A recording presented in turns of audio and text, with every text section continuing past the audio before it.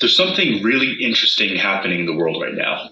People of so many different walks of life, people of so many different denominations of Christianity and even other religions are weirdly getting on the same page about a number of different important topics, mostly topics that are relevant to the human soul. In my generation of believers specifically, I'm seeing that these denominational dividers are becoming less and less important, and the pure message of Jesus Christ is becoming the most important. It's becoming the most encompassing thing.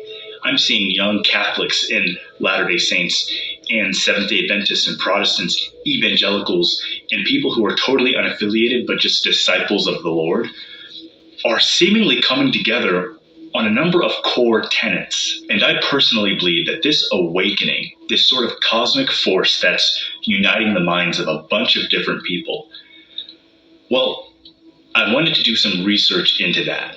The phrase Christ consciousness began appearing everywhere for me. From books to videos to posters, I would go places and this subject just kept appearing around me. And as it was appearing around me, I was noticing that my life was changing a lot. It was like God was trying to speak to me to get me to understand something. And one of the things he got me to understand was I've been doing a lot of things very, very wrong. You know, I used to have this approach and this idea that I needed to be extremely dogmatic and rigid and judgmental, and that I needed to put people in a box, a binary, of what makes someone a good Latter-day Saint and what makes someone an enemy. It was this bizarre tribalistic mindset that I'm not sure why, but for some reason I bought into it. And I unfortunately promoted that attitude far and wide on the internet. And no, I'm not referencing jokes or humor or bro culture. I'm referencing a specific attitude that encompasses a number of different things. Even the way I was arguing or debating or conversing, it was all being tunneled with this mindset of here and no further. Your spirituality, your spiritual emotions and your thoughts should travel here and no further. Well, throughout the last year, the attitude of here and no further has become absolutely 100% irrelevant. And it became irrelevant as new ideas began to speak to me. And ironically, these new ideas aren't new. It's something that's been in front of us forever. But because of these goggles, these cultural goggles we put on, we oftentimes don't see the beautiful truth that's in front of us. And I know my words are super airy right now, but I did that on purpose. I'm going to get into the nitty-gritty in 3, 2, 1. If you take the 4 Gospels and the Book of Mormon, you have 2 different avenues. One is the avenue of Christ consciousness, and the other is the avenue of Christianism. They're both under the banner of Christianity, but I think understanding the difference between these 2 things will help to illustrate the next point I want to make. So let's look at the descriptive or Christianism. The descriptive avenue of the gospel is basically the mainstream interpretation of Christianity, that human beings are so sinful, wicked, depraved, and problematic that we ourselves are not worthy to enter the presence of God. And God's wrath is so justified being poured out upon all humanity, the only thing that would quench the thirst of his wrath is a sacrifice, a blood sacrifice. And so God operates with this cosmic model that needs a blood sacrifice for him to allow us back into his presence. Why does he operate with this cosmic model? No one really knows. That doesn't really get discussed in most churches. What gets discussed is the fact that you are a sinner and you are in need of redemption. God will eternally torture you or destroy you if you don't accept the sacrifice that he gave for you to save you, what he'll do to you if you don't accept the sacrifice. There's a lot of beauty in the atonement, but the mainstream model we have of Christianity is one based on a cosmic model that, to me, doesn't make much sense. And so I call this descriptive Christianism. Christian meaning little Christ, and Christ meaning anointed ones, So Christian meaning an anointed one. Ism is a practice or a belief in a philosophy. Marxism, communism, Judaism, Mormonism, wokeism. Ism is a belief or a philosophy. And the belief or philosophy of Christianity, of Christianism, of the descriptive avenue of the gospel is one that the majority of the world accepts. But I have this feeling within the last year or two that something is a little bit wrong with that interpretation. And it is the mainstream interpretation. So you need to ask yourself, am I believing in this cosmic model because everyone else believes in it? Or is there anything else? And this brings me to Christ consciousness. Christ consciousness has a lot of different interpretations, but the one I'm going to give to you is, I guess, my little copyrighted version. When you look at the nature and the person of Jesus Christ, Yeshua, you don't necessarily see the cosmic model of blood sacrifice being presented. What you do see, however, is a being of eternal love made into the form of a man. You don't see a theologian. You don't see a pastor or a priest or a rabbi. You don't see someone who's demanding authority and demanding everyone bow to him or demanding everyone stroke his ego. You don't even really see someone trying to set up or establish a particular church. What you do see is someone starting a movement about the human soul. What you do see is someone who's more concerned about the individual person, the lost sheep, as opposed to the imposition of a correlated belief system. These words spake Jesus, and lifted up his eyes to heaven, and said, Father, the hour is come. Glorify thy Son, that thy Son also may glorify thee, as thou hast given him power over all flesh, that he should give eternal life to as many thou hast given him. And this is life eternal, that they might know thee, the only true God, and Jesus Christ, whom thou hast sent. This is life eternal, that they might know you, God. Now, this is interesting. It doesn't say this is life eternal, that you express belief in the triune God of Protestantism.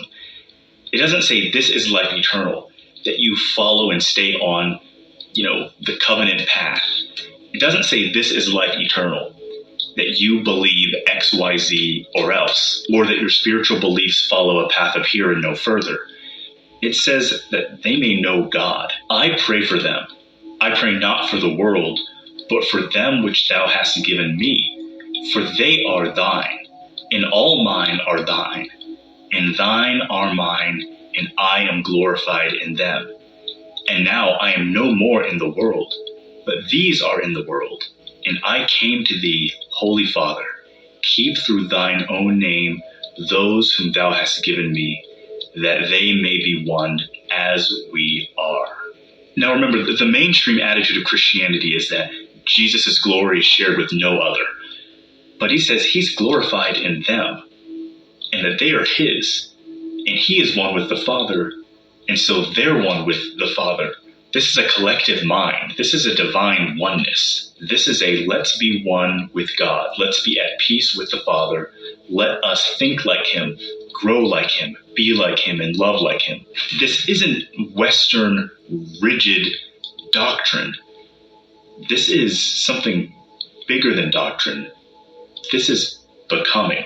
So juxtapose that, this idea of a divine mind, this idea of your personhood, your consciousness, becoming one with the Savior. Juxtapose that with the mainstream corporate narrative of Christianity, which is do XYZ, say XYZ, and admit certain theological checkpoints to whoever your religious leader is, and then you're saved. Evangelicals will talk a big game about just being saved, but the minute you say something contradictory to, the evangelical or Protestant opinion, you're labeled a heretic and you're not actually saved and you'll go to hell. And the only way to really not go to hell in their eyes or with their approval is to say the right magic words they want to hear. But that's so far from what Jesus Christ is actually saying. I don't think Jesus is really interested in your words. Jesus is interested in your heart.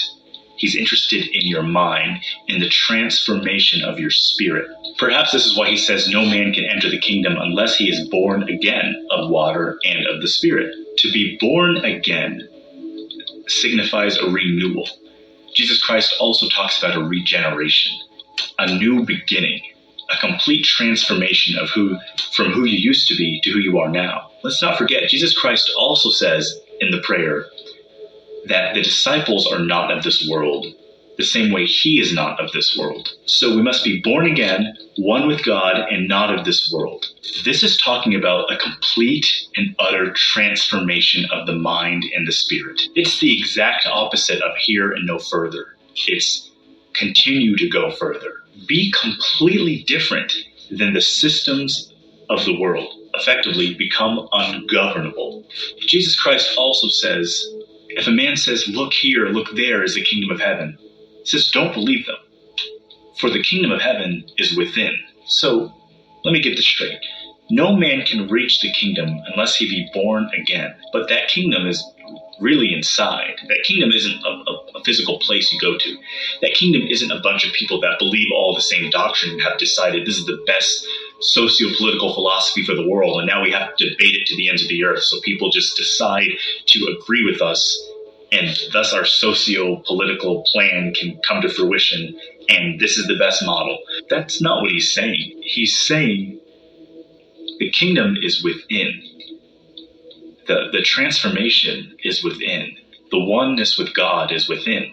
You must reach that realization. And to reach that realization, you have to become something new. You know, there's this notion, especially in the United States, that a good Christian loves Jesus, loves his family, and loves his country. You often see American flags with holy Bibles together. And recently, a lot of thought leaders have begun to conflate Christianity with Western values, making Christianity really a spiritual sprinkle on the dinner of Western superiority. And this has created a whole movement of new Christians that are really missionaries for Western expansionism. They're really missionaries for classical liberalism. But even that misses the mark. I mean, Jesus doesn't care what country you come from.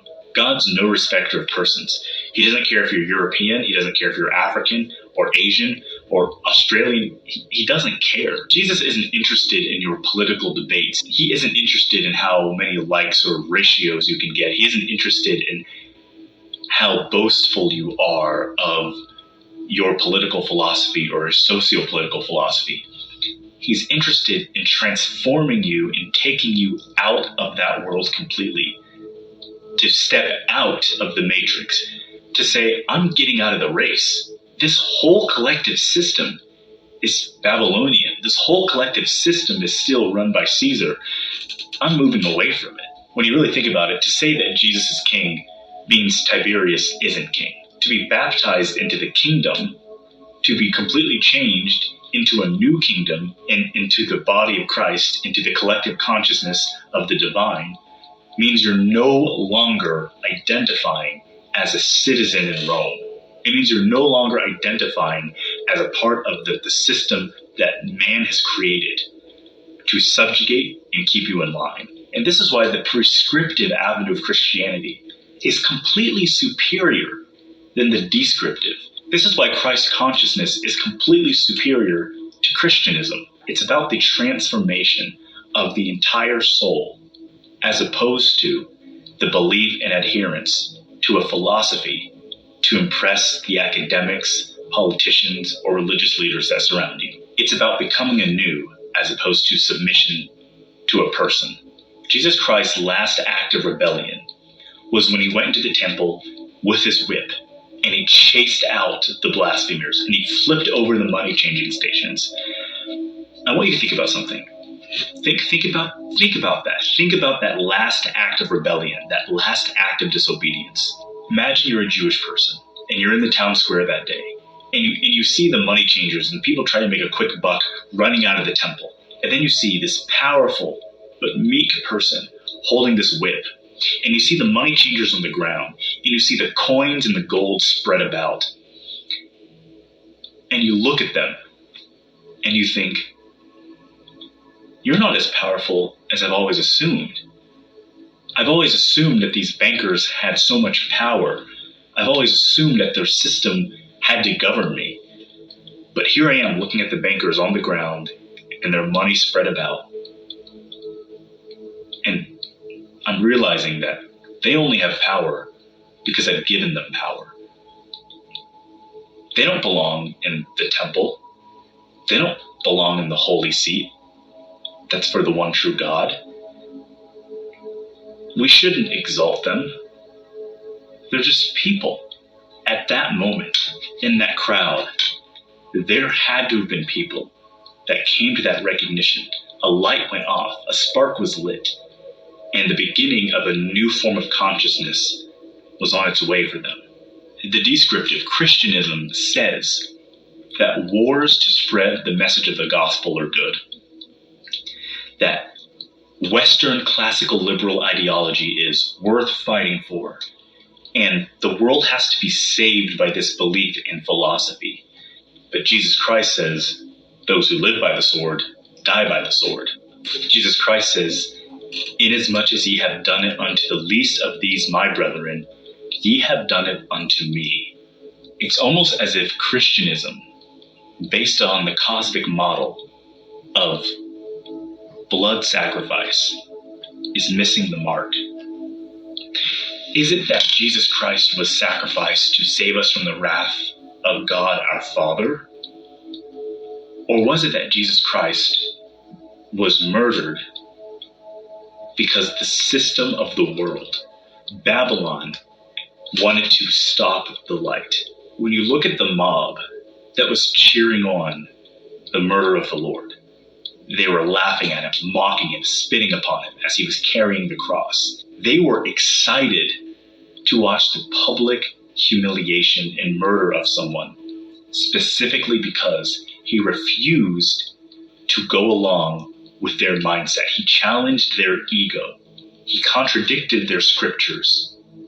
And he touched the hearts of many and went after their spirits and their souls. He refused to bow to the philosophy. He refused to bow to the government. He refused to bow to the system. And in that rebellion, created true disciples of the light, true seekers of God, which is the exact opposite of what you want in a society you want to control. So it was the ego of the mob, the ego of the church, the ego of the leaders that murdered the light and life of the world. So I may have been wrong when I said Christ's final act of rebellion was kicking out the money changers. His final act of rebellion was resurrection. If the worldly systems want to kill and stifle any dissenting voice that brings in the light of God, the most rebellious thing you can do is not die. The most rebellious thing you could do is continue the message of the Lord even after death. How much more beautiful is the story of the resurrection once you recognize that his resurrection itself was a testimony and rebellion against the ways of darkness. That true godly consciousness could not be destroyed. The world wants to pigeonhole you and make you into one thing. The world wants to shape and mold your mind to follow whatever system, whether it's the government, whether it's patriotism, whether it's corporatism. It wants you to be a follower, a peg in the machine, a number in the system. But Jesus Christ wants you to be free. He wants you to step out of Babylon, to step out of the system, to step out of the matrix. He wants you to become something new. He wants you to be one with God. And maybe this is why, when Jesus Christ was resurrected, he resurrected with other people with him. When he came out of the grave, others came out of the grave too. Almost as another testimony of divine oneness, a testimony that those with the mind of Christ, let this mind be in you, that divine mind, that Holy Spirit, that holy connection can't be defeated. The constant ego stroke of Christianism and the intellectual domination of Western philosophy is not what's going to transform your spirit. That's just dogmatism. It's just doctrinal anger. It's just ego stroking. It's just another here and no further mindset that's trying to mold and shape your mind to be nothing more than their machine, than their system. The world is a dark place, and you can't stop darkness by hitting it with a baseball bat. You stop the darkness by turning on the light. I believe there is a deep spiritual transformation that Jesus Christ wants us to be a part of, and that his divine gift is not reciting magic words. It's not admitting that you believe in the academia of a professor, pastor, priest, or elder. It's not subservience to a government or a corporation. It's a completely transformative process that if the world decided to follow, heaven would be here. In my opinion, as I've grown in the last few years, this is the message of the Lord. In the four Gospels and in the Book of Mormon, it is the redemption of man is not necessarily found in the allegiance to a system, but the redemption of man is found when he becomes more, when he becomes new, when he's born again, when he is one with Christ and he's one with God. Let this mind be in you, which was also in Christ Jesus, who being in the form of God, thought it not robbery to be equal with God.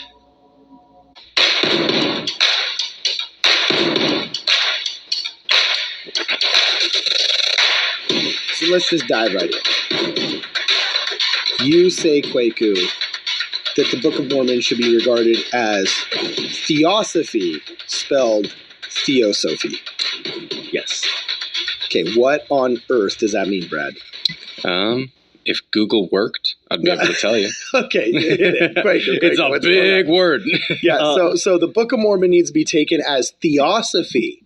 You say, hit it. Well, theology is boring. When people want to talk theology, they end up talking eschatology, exegetical analysis, and epistemology. It's stuff people don't. Eschatology is cool. The rest is boring, right? Theosophy is the cool stuff. So I'm going to give just an example. This is the definition of theosophy, just given by Google Wiki, right? Okay. Any number of philosophies maintaining that a knowledge of God may be achieved through spiritual ecstasy, direct intuition, or special individual relations, especially the movement founded. The word theosophy comes from Helena Blavatsky, an Eastern European mystic woman who started the Theosophical Society. And she had some interesting claims, like she was communicating with angels and things of that nature. But it gave birth to a whole area of thought that is really cool. And when you start getting into theosophy, you realize that Joseph Smith was far more of a theosophist than he was.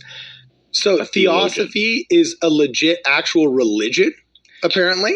Or is it just kind of like a movement like yoga? There's a movement from like 1875 that technically I think there is a religion of it. Yes. But the religion's motto is there is no religion higher than truth. So it's kind of like the Masons, where you can be like a Catholic or a Mormon or a Presbyterian and still be Mason. So now we've got Mormon Masons and Mormon Theosophists in Kwaku's world. Yes. Okay. Well, the thing about it is Theosophists just changed the way – just said we're changing the definition of religion. So as opposed to you have to be a member of this club, they take it as it's a higher it's an umbrella. It's a seasoning to be placed over many different things. Okay. And so you can become a Helena Blavatsky Theosophist and say she is your leader, or you can be there's Christian Theosophy, there's Jewish Theosophy, it's applied everywhere. But when you get into Theosophy, you start finding out about specific things, like the belief of a literal Atlantis. Dude, any religion that allows me to unironically believe in Atlantis, sign me up, Kwaku. Yeah. Where do I start? So Theosophy is the place you start. So, okay, you know how I always bag on academics because I hate academics because the more the church invests in academics, the less members we have, and we think that these smart nerds are actually doing us a favor when really they're not doing that much besides repeating talking points that nobody cares about. So those things I don't like. So I bag on the academics, even though I'm friends with a lot of them. But when you get theosophic academics like Manly P. Hall and individuals like that, you start to realize this is the stuff I have been looking for forever. So it gets kind of weird when you're finding out about the continent of Pan and Lumeria, but when you get to that part of the internet. But I'm getting convinced that is the way to look at the Book of Mormon. So when you start reading Plato and the way Plato is speaking about Atlantis, we've decided that Atlantis is just an allegory. Okay. But Plato does not talk about it as if it's an allegory. He's speaking about it like it's a real place that was destroyed. He gives a date to it, and the dates match up with these certain disasters that are also being mentioned in the story. What? This is just awesome, dog. It's just, this is the craziest thing. I mean, I'm looking at these logos though. Like, she's got to outdo her logo though. You know what I'm saying? Yeah. Well, there's and this lady, like, I was thinking she kind of looked like Sandra Tanner. Oh my. Oh man, that's kind of funny. Well, but okay, keep going. Sandra Tanner's super nice, by the way. Oh no, I believe it. I met her.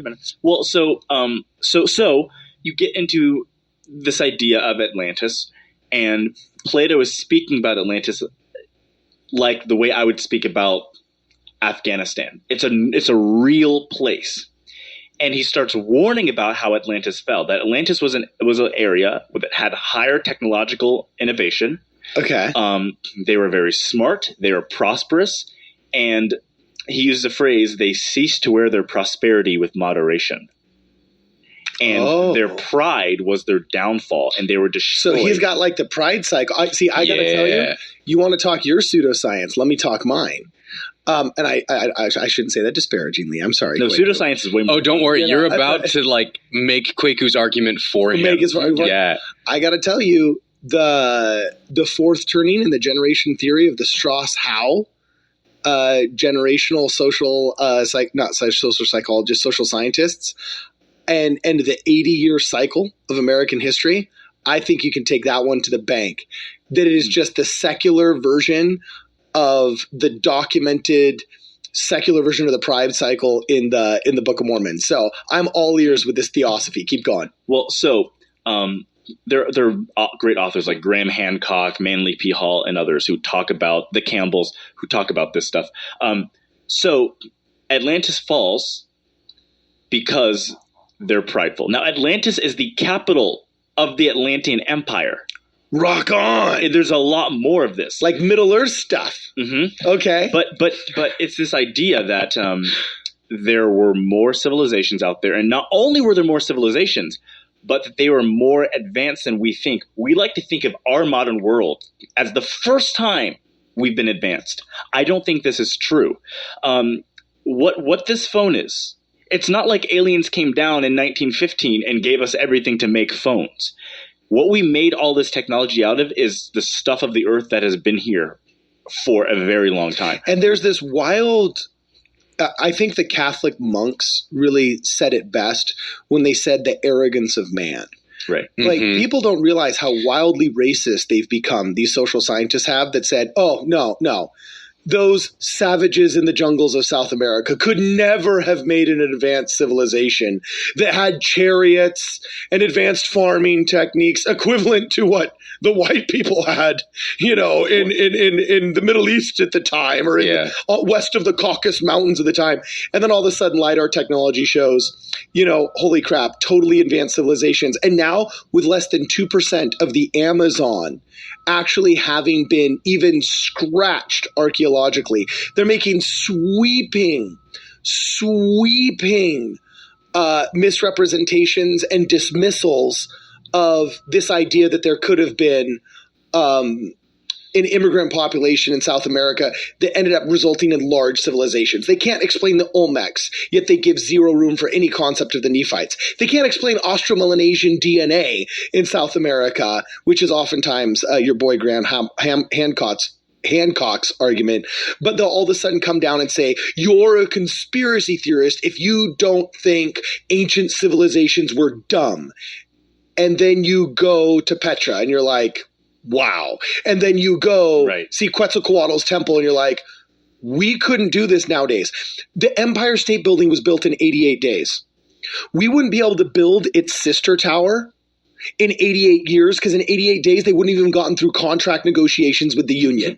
Our ability to build the Empire State Building, a modern marvel, is completely hamstringed by the dysfunction of our crappy culture and the culture war. What makes you think we could build the Great Pyramid of Giza? Or, I mean, well, you made my point for me. Okay, well, also, once you understand that most anti-Book of Mormon arguments regarding, geography or buildings are just based in 19th century bigotry towards Indians, you can write it all off. And half the CS letter is literally just regurgitated. Indians are dumb. How can you believe them? Out of shape man who could never build anything the Nephites got close to building. Oh my God. Clear truth. So, not the Indians. Kwaku. I'm the savage. It wasn't a musket in a trowel. We're not advocating. Oh my God. Yeah. Well, I mean, how can you go and you can look at the drone footage, the aerial shots, the LiDAR of what they have in South America and Central America, and they're going to really think they didn't have a wheel because we haven't found a wheel yet from archaeologists you couldn't even name? You know what I'm saying? We've discovered almost nothing. They didn't have wheels. I'm sorry, they did. Yeah. They did. So when you start realizing that the Book of Mormon story of a destroyed civilization lost through pride is already present in other parts of the world, that same narrative Plato presents. So then you start thinking about, well, what are these other lost continents? The lost continent of Pan, the Lumerians, Cibola. These lands that were said to have existed, which have continued to pop up throughout history, sometimes by crazy people and then often validated by smart people, we start noticing one theme. They were smart, they had technology, and pride was their downfall. And so when you look at the Book of Mormon, you have, coming out of Israel, the family, okay? You've got, and by the way, Lehi is a prophet at the same time as Jeremiah. So he's one of the John the Baptist type prophets in the wild. They build a ship. They build a ship that gets them across one of the big oceans, okay? One of the big oceans. Whichever one. It's the same ocean. It's just called different. I know, whatever. Yeah. So it gets them across, okay? But what do they have with them? They have the Leahona. What is the Leahona besides an ancient piece of technology? Yeah, it's like the modern Kyocera mechanism, or what's that called? Chiaroscuro mechanism? Oh, I'm going to look this up. It's called the Kyocera device or whatever. Like, they can't figure out how it was made in the Kyocera. It actually just totally changed to cell phones. That's embarrassing. But it was like an ancient Greek artifact that was found in an island. Here it is. I'm going to show it to you right now. It's pronounced the Kythera mechanism. Oh, okay. Yeah, that. And it was found off of an island or something like that, but 400 years before anybody could have made it. Right? And they believe that it was used to predict astronomical positions. But it's interesting because... No, they're just dumb pagan savages. We're small ones now. Yeah, exactly. Yeah. And I think there's a lot to be said about, like, what you were mentioning, Cardin, the arrogance of people to assume that people in the past could not have been educated in any way. Yeah. Because there's so much that we just don't know. When we look into history and historical records, like, there is a lot that we just have no way of knowing. And to be honest with you, there's so much they did better.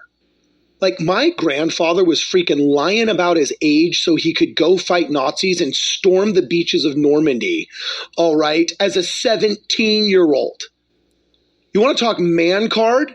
holding an M1 Garand with a stripper clip in it that you borrowed from your buddy. You know what I'm saying? So you just literally storm the beaches of France fighting Nazis is about as tough as it gets. Like, he did manliness better than I did in my supposedly advanced society. Him with his 8-round stripper clip running up those beaches did more than anything I've ever done in my life, right?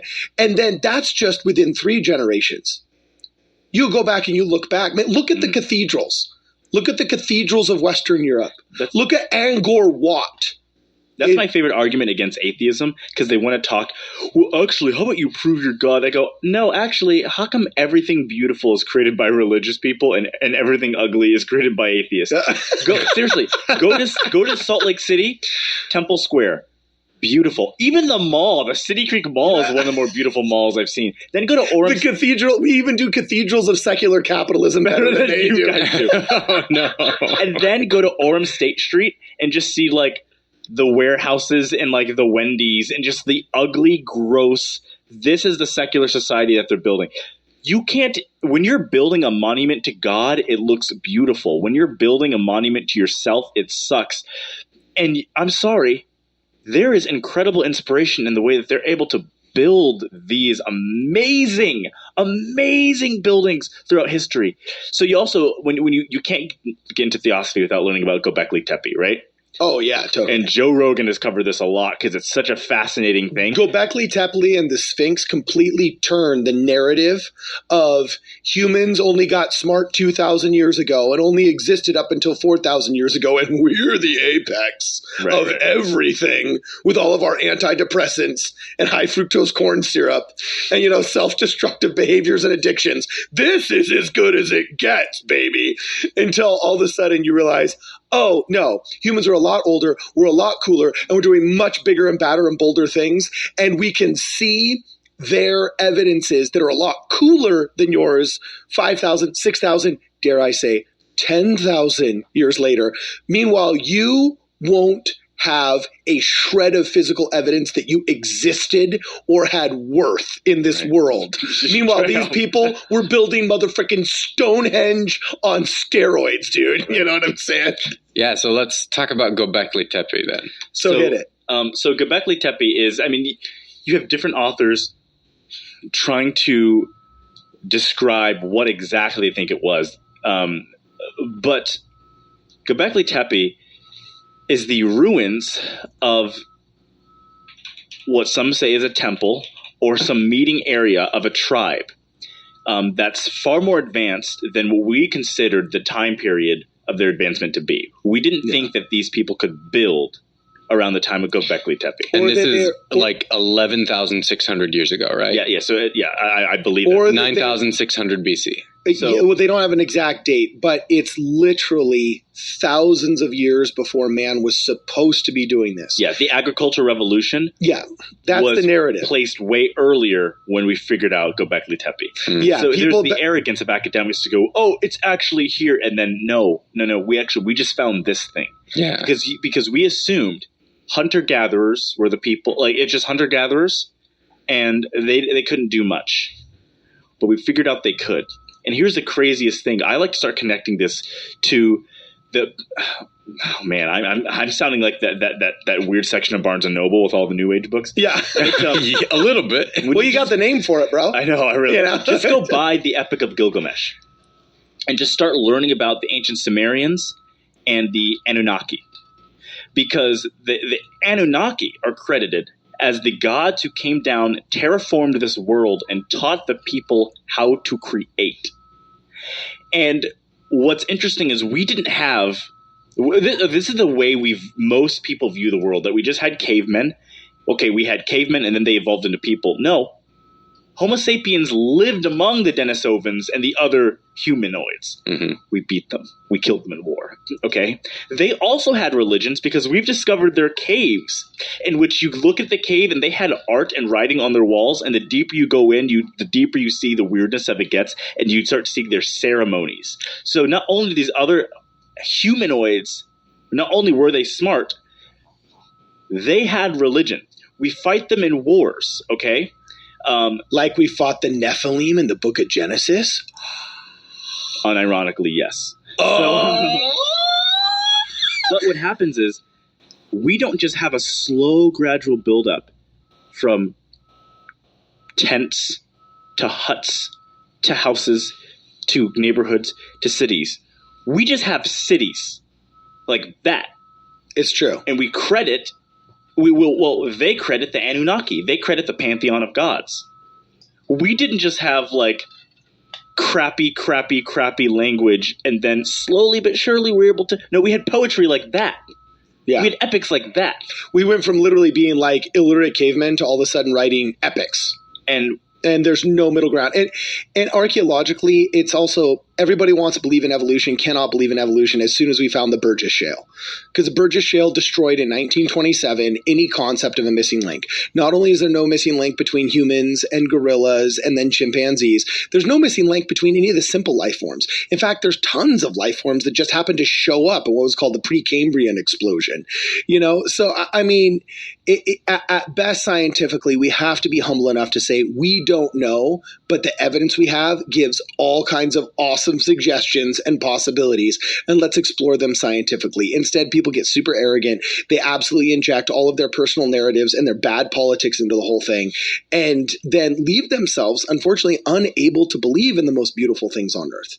You know what I'm saying? Unable to have a faith structure that actually brings them closer to their human beings. It creates distrust, creates a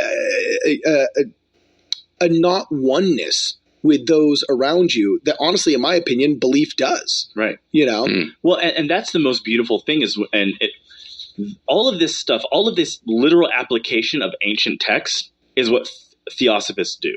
Whereas theologians like to look at it and go, interesting, but Theosophists take it and they go, man, we need to connect this to what we believe, because the further back you go, oftentimes the more authentic you get. So is that where the phrase comes from? That like did you say the only religion is truth or something? Yeah. So Helena Blavatsky said the only religion.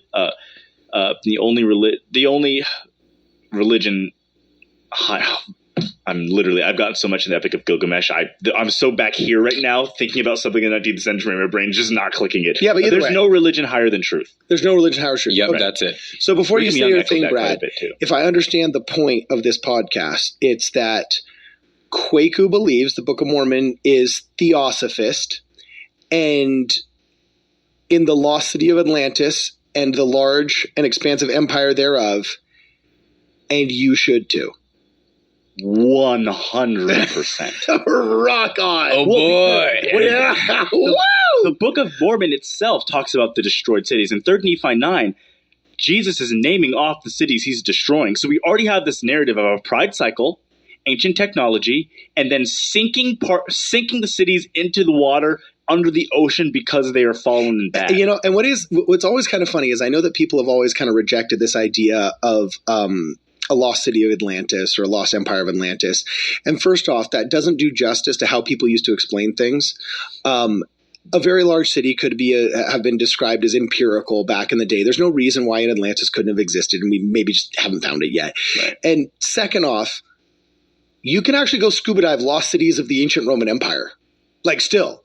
There was massive volcanic activity, like the one that killed, like when Mount Vesuvius blew up and killed Pompeii.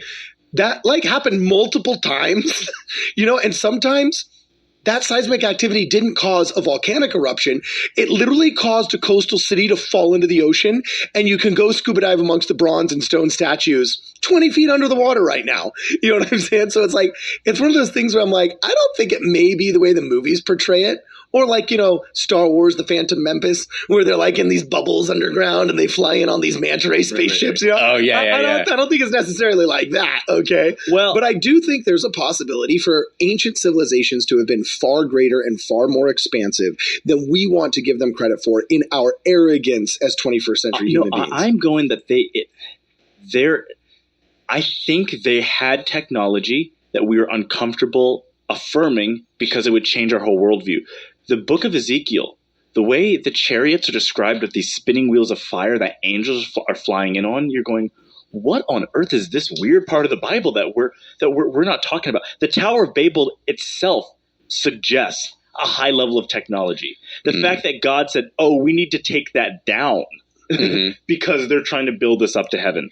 Yeah. Like, they still can't explain how they made the Great Pyramid at Giza. There's so much. I'm curious about something. So you're saying that like we have the Book of Mormon as a theosophic text as well with advanced technology. Is the Liahona and Nephi's boat the examples that we have, or are there others? Oh, well, I mean, so the Liahona is probably the most prominent example. Okay. But then you also have the stones of the brother of Jared, the lighting stones, which we also find in apocryphal accounts of Noah on the ark. Shut up, really? Yeah. When the ark gets dark at night, he takes out the stones and they glow so they can see. That's so wicked. That's awesome. Awesome. So is this magic, science, technology, or all three? I say it's all three. Alchemy, chemistry comes from alchemy. The science and magic. So now you got to believe in alchemy too. I'm running out of things. So good thing Joseph Smith said you can't believe in too much. and see, I actually agree with you, Kwaku, that I think that there's a lot to the fact that like pure religion and pure science won't really disagree on anything. And so I think ultimately when it comes down to it, that's all going to be unified. Right. Like all truth will be unified. And so I think that's cool. I don't know if I would describe it that way. Okay, so so now that you're a missionary for Theosophy, and we all need to convert to Theosophy. Yes. A la Kwaku L. Tell me, what's Moroni's promise of Theosophy? Should we read the Book of Mormon? And then maybe the Epic of Gilgamesh, and then maybe the works of this Helena Blavatsky, and then just Iliad, Odyssey, Aeneid. These ancient writings were not just Harry Potter. They're there for a reason. The Book of Mormon should be numbered among those books because it's a peek into the ancient world and how things fall. It's talking about the gods, the angels, the good men, and the bad men. And they're saying, hey, these things really happen. Please, please, for the love of everything, watch for this in your society. Don't let it happen to you. And then we let it happen to us because we go, oh, those people. Well, and this is the danger. Actually, this is the danger when a lot of the anti-religionists out there, especially ex-members of our faith, try and take this atheistic angle that they've taken. In the past, they kind of used to take this anti-Mormon Christian angle because I guess they still wanted to participate in the culture at large. Right. But now that the culture has gotten secular and atheistic, they've all gone atheistic. The book of Genesis is deeply under attack right now as, at best, a hyperbolic, non-narrative. But I'm actually becoming increasingly convinced that it is a narrative and shouldn't be taken figuratively. Maybe 10 years ago, you could have told me that, before the advent of the scientific method and journalistic codes of ethics that we understand in the 21st century, I'm sure that many of these Jewish scholars probably wrote symbolically. So, maybe it wasn't 7 days and it was 7 million years. Or, you know what I'm saying? Like, I was so much more open to a lot of those more just rubber claws and wishy-washy interpretations, right? Until you actually go in and read the texts. And you read the Masoretic texts of men who were actually counting the letters because they viewed the words as so sacred. And then they would write notes.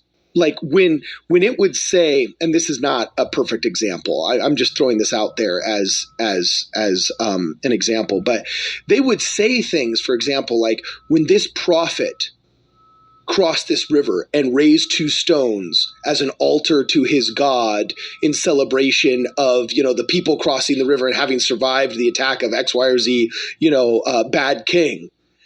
In the notes, and sometimes even in the Masoretic text, it would say, and you can still see these stones there today. You know what I'm saying? You would have these scholarly men who were, like in the Book of Mormon's case, etching into golden plates, like the Sea Scrolls case, etching into copper scrolls, okay, in different Coptic writings, literally mashing down papyri, you know what I'm saying, and reeds into a rudimentary paper. These were the mental and the intellectual Olympians of their days, literally saying, this is real. Like, this is real. You can still see the stones from this battle. You can still see the rusty helmets for this. You can still see the grave of these prophets. You know what I'm saying? If you go to this spot, dig here, there will be the actual bodies. We got the receipts, you know? And it's only in an overwhelming amount of arrogance that we can overlook that. Do you remember? I mean, I'm gonna botch it a little bit, but the ancient was the Chinese emperor who has all of his soldiers, who has statues made of all of his soldiers, the terracotta soldier army, terracotta army. Things like that are such wonders of the ancient world. And we would never get there with such an atheistic mindset and such a negative, pessimistic mindset. So, actually, the sad thing is that we would, but it wouldn't be as beautiful, because I got to tell you, like, you want to see a godless world? Look at the wealthy people of these communist Asian countries that have completely eschewed all religion now since basically Mao Zedong outlawed it and killed anybody who practiced it, and they'll gain massive amount of wealth. I mean, communism doesn't stop rich guys from owning big corporations, getting in cahoots with the government, and then becoming billionaires. Like 7 out of the 10 most wealthy billionaires of the past decade have come out of China. You know what I'm saying? As a communist country. And dude, you look at their social media profiles, bro. You want to talk flaunting a cool hot ride?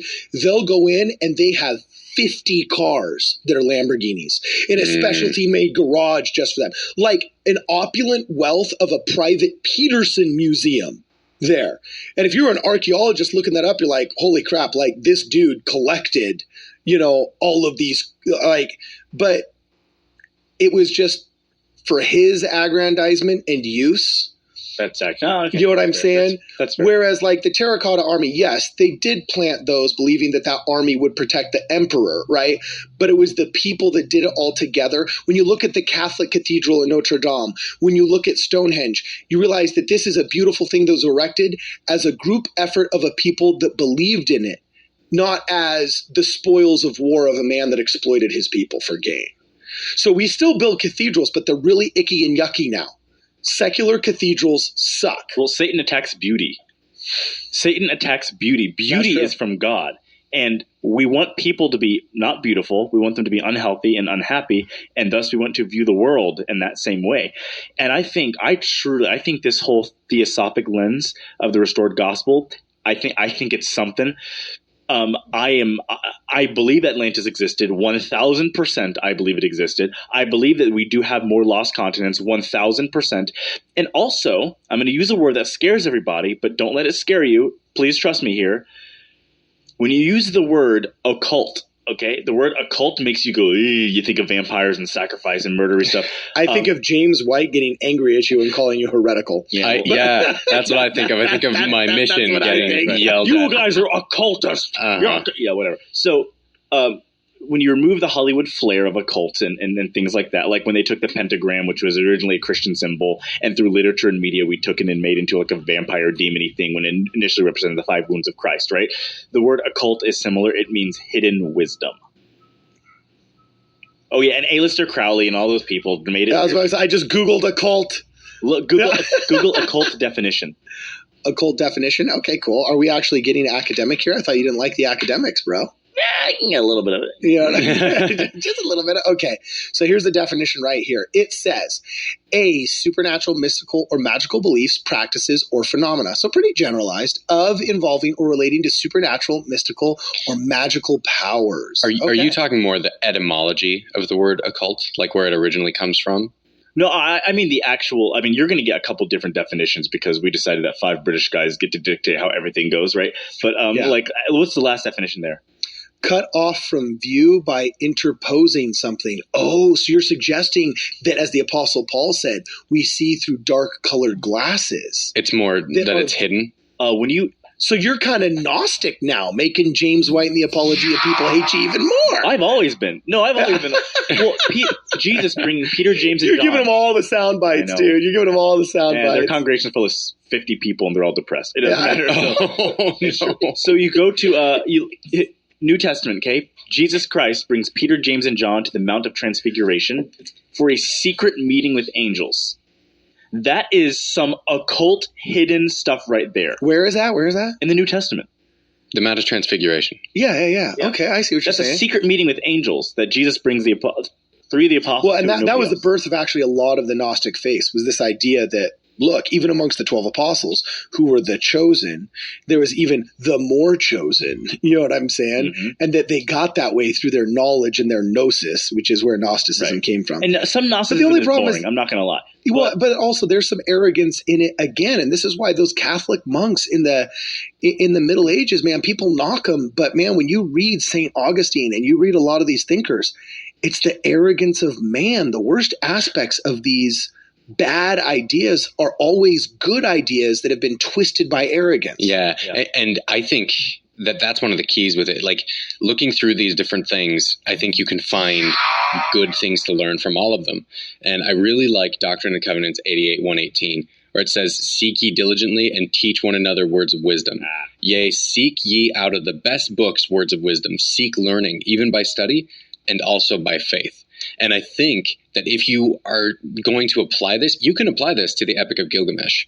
You can apply this to all sorts of books. That's especially what it's saying. Yeah. We're taking this to mean go read Taylor Petry's new book about, how to love your son more when he cries in 4th grade through the lens of the gospel. You have to look at the book of wisdom. No. Wisdom. Hidden wisdom. From the dust of the earth. Those records buried by the people, chiseled onto plates and stuff and stuffed in the ground because the army was a mile away. They knew his head was going to get chopped off. It's like, I hope in 100 years someone finds this. Those are the things we need to be reading. Quaker, would you say that our generation would be better off if we spent more time in the Apocrypha and less time on Instagram? Oh, dude, I'm prepared to say that.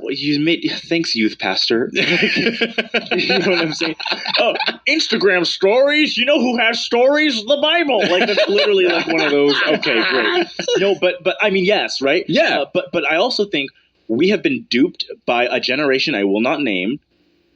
Boomers. I guarantee it's boomers and Gen Xers. Yeah, the boomers and Gen Xers. The worst 2 generations. We've been duped by them because they have decided that reading original material is not necessary if you can just trust the professors, because go to school and get married, everything's fine. And the people with the doctor dot in front of their names are the ones who have all the wisdom and the ones who have all the knowledge. But really, go read that stuff.